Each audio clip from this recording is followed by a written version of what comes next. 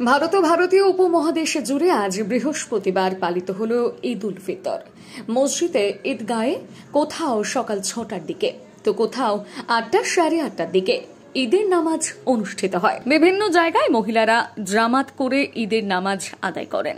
তারপর চলে মুসলিম ধর্মাবলম্বী মানুষদের বাড়িতে বাড়িতে আনন্দের রেশ। সেমই লাচ্ছা সহ বিভিন্ন পদের রান্না বান্না ও কবজি ডুবিয়ে খাওয়া দাওয়া।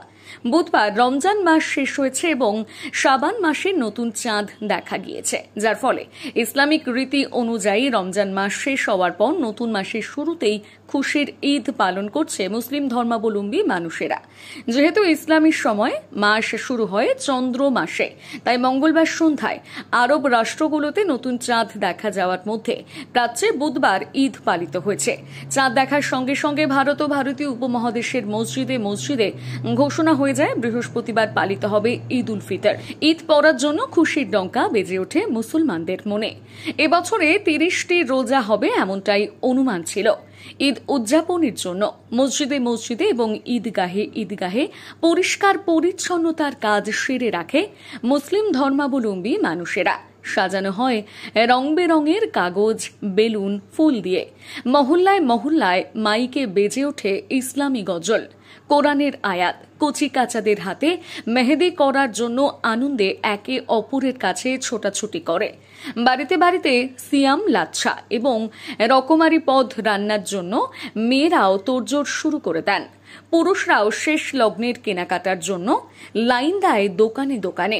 চারিদিকে যেন ঈদের গন্ধে মম করতে থাকে। সত্যি অনুপম আনন্দ মুসলমানদের হৃদয়ে নাচতে থাকে।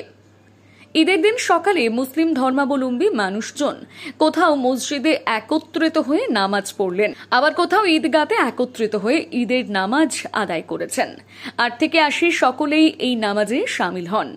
আমতাকুরিট শ্যামপুরের ডিহিমন্ডল ঘাট এলাকায় দেখা গেল তেমনই এক চিত্র। নামাজের পর পরিবার ও প্রিয়জনদের সঙ্গে দিনটি কাটান। একে অপরকে ঈদ মোবারক জানিয়ে কোলাকুলির মাধ্যমে শুভেচ্ছা বিনিময় করেন। নতুন জামা কাপড়, আড্ডা, খাওয়া দাওয়া সব মিলিয়ে চুটিয়ে উপভোগ করেন এই উৎসব।